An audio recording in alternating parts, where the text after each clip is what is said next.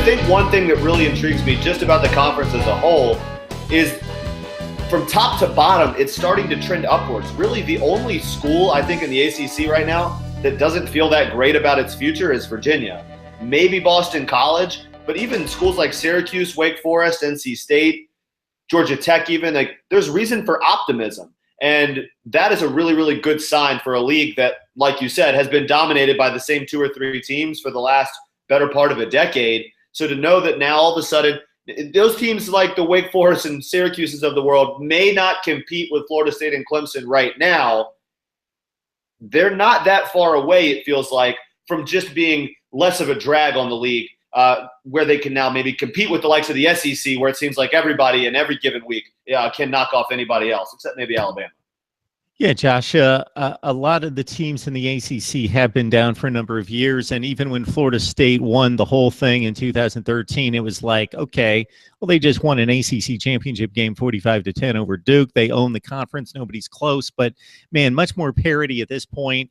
And I know some people don't put a lot of stock in bowl games, but I think regardless of what we speculate as the incentive or the motivation of particular players and teams, it is the one time of the year that we match up conferences, and we have a number of matchups going on at the same time, like seeded teams. So when they schedule the regular season, there's no way of knowing, okay, this team's third in the Big Ten and this team's going to be third in the Pac-12, so they're going to play.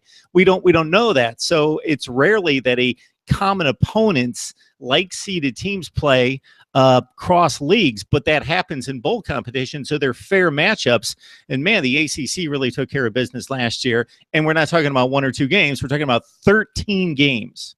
Right. Yeah, I try to be very realistic about the bowl game expectations, because you've got players who have all sorts of different motivations. Some guys have already had their minds on the NFL by the time the bowl games roll around. So there's a lot of variables that go into that bowl performance.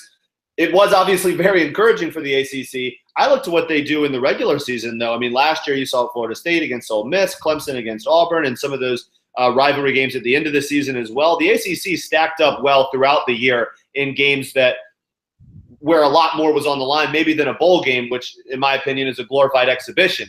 But yeah, now you're going to see, I think, just in week 1 and 2 this year, Florida State's got Alabama. That's obviously the game of the year on paper in college football. Clemson's got to play Auburn. Miami's got several big games on its schedule as well. So you're going to see the ACC now have to stack up again against the likes of Alabama and Auburn, 2 other national championship contenders at the beginning of the year. That's where we're going to find out just how good this league is nationally.